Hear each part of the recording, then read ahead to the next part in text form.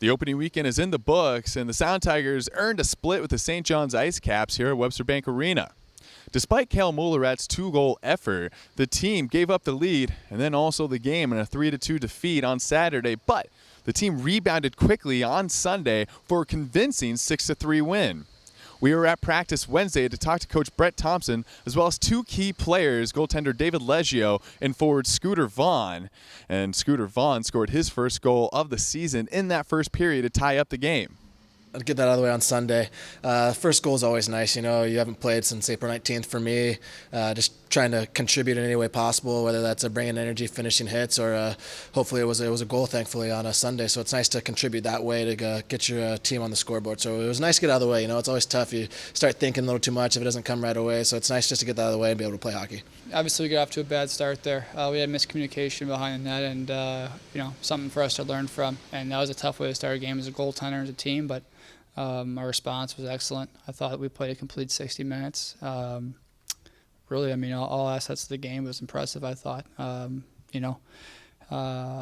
It's good to see us, especially just recover from that goal, but definitely something to build on and take into this weekend. Well, I think the biggest thing, it was it was a good win to get the second one. Obviously disappointed we didn't get four out of 4. But really we're focused on how we play. The points and the results are going to obviously take care of itself. And so for me, it was how we won. We were a little bit, I think we were better defensively. Our tracking was better.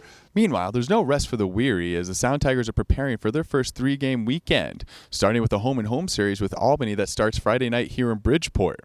The Devils won last year's series convincingly, but the home team has had a big advantage in the past, as in Bridgeport's case, they've won 10 of the last 13 since the Devils moved back to Albany 4 seasons ago.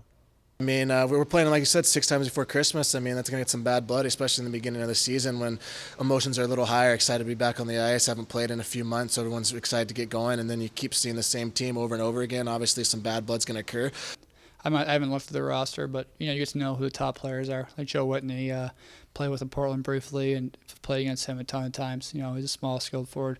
Little things like that. When as a goaltender, as a team, you're able to know who the top guys are, maybe how to try to plan against them. But they're still great players. You just gotta respect them. And well, obviously it's a new year, so I'm not going to look too much into the history of it, and it's going to be one game at a time is going to be our focus. But it is a big game, and it's a great challenge because there is that, whether it's the New Jersey Devils, Islanders, or whether it's Albany and us, there is that great rivalry.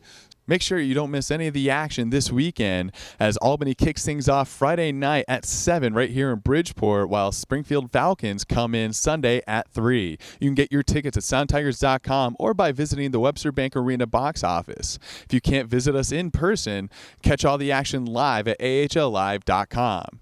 Reporting from Webster Bank Arena, for Sound Tigers TV, I'm Chuck Scott.